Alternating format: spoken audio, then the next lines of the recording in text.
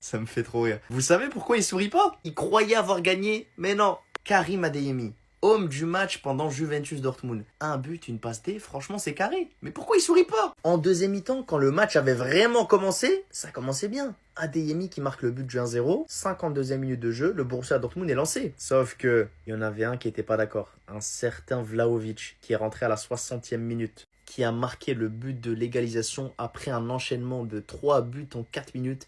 Vlahovic a maintenu la Juventus dans la course à la 67e minute. Mais ce match n'est pas fini. Parce que si Ben Sebaini va mettre un penalty à la 86e et peut-être sceller ce match parce que ça fera 4-2 pour le Borussia Dortmund, la Juventus n'a pas dit son dernier mot. Et qui est encore là? C'est Monsieur Vlahovic qui va marquer le but du 4-3 à la 94e minute de jeu. Avant de voir Kelly marquer un but à la 96e et égaliser pour la Juventus. La Juventus qui va aller chercher l'égalisation au triple à la toute fin du match, alors que ça faisait 4-2 pour Dortmund à la 86e minute. Et après la vérification VAR, c'est officiel, le but de Kelly validé. Ça fera 4-4, 8 buts. 8 buts en une mi-temps, match historique. C'était ça le match de la soirée les gars. Ça fait plaisir de revoir la Juve à un haut niveau et ça fait plaisir de revoir la Ligue des Champions. Parce que ça les gars, c'est du scénario Ligue des Champions. Vous avez raté le bon match. Vous avez raté le bon match. Tout le monde était concentré sur le match Real-Marseille. Mais en fait, fallait mettre un double écran. Juve-Dortmund. C'était quoi ce match de fou? Le scénario, il était fou. Dinguerie. Premier à allumer la mèche, c'est Dortmund. Adeyemi, dans tous les mauvais coups, frappe à l'entrée de la surface, 1-0. Mais c'est que le début. Il vous dit quelque chose ou pas? Il est trop boosté. Kenan Yildiz, il a de l'or dans les pieds. À l'entrée de la surface, faut jamais le laisser comme ça. Il se met sur son bon pied.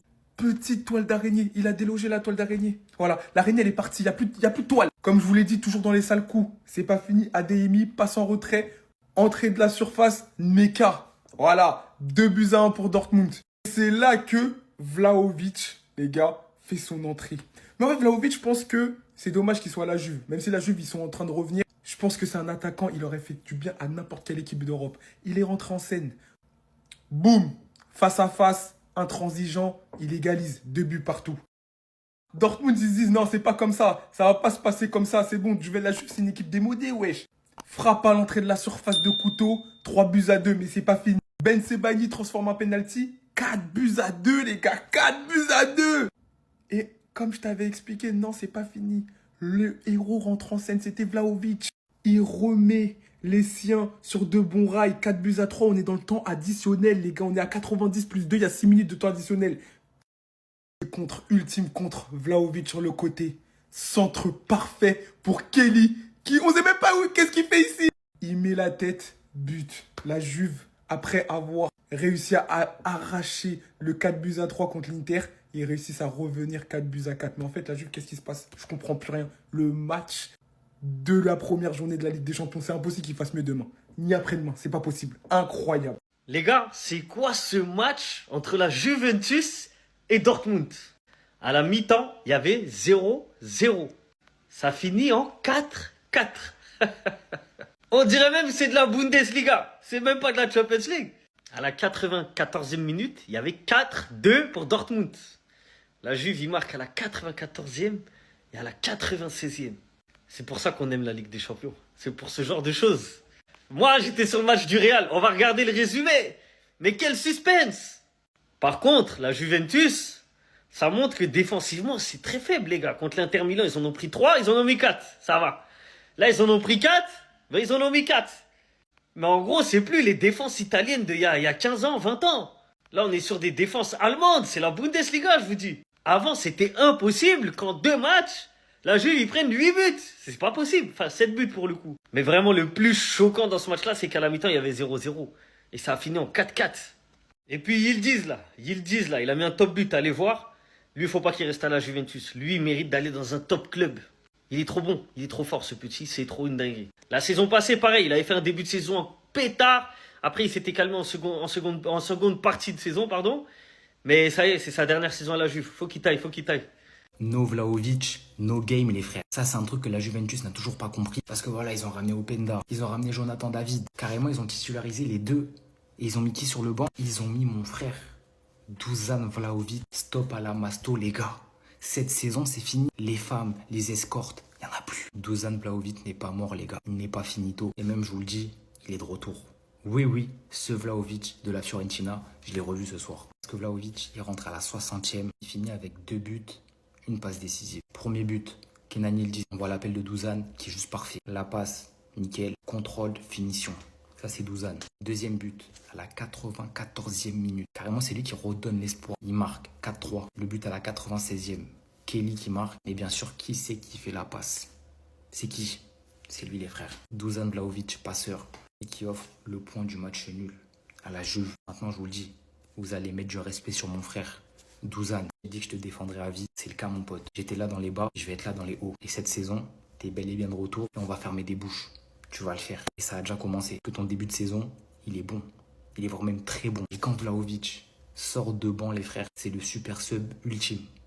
Ultime, les gars. Ce que la Juve vont proposer en termes de divertissement en même pas quelques jours, faut juste applaudir. Ce week-end, on sort d'un Inter Juve 4-3 au Juventus Stadium. Et aujourd'hui, 4-4 face à Dortmund. Et le pire dans cette affaire, c'est que les 4 buts ont été en deuxième mi-temps. Et Dieu merci, j'ai regardé la deuxième mi-temps en double écran. Mais j'ai pas regardé la première. Parce que lors de la première mi-temps, il y avait 0-0. Et je suivais un peu les tweets de Univers Dortmund qui était en train d'insulter Juve Belgique. Pour savoir laquelle des deux équipes était la plus nulle sur la première mi-temps. Pour vous dire à quel point deux mi-temps étaient le jour et la nuit. Parce que moi, j'entends à l'oreillette, ADMI, il a ouvert le score. Je me dis, ah, il y a eu un but enfin. Beau petit but, tout ça. Après, j'entends quoi? Yildiz, il a mis un banger. J'ai branché le match directement. Et dès que j'ai mis le match, ça s'est enchaîné. Nmecha qui marque.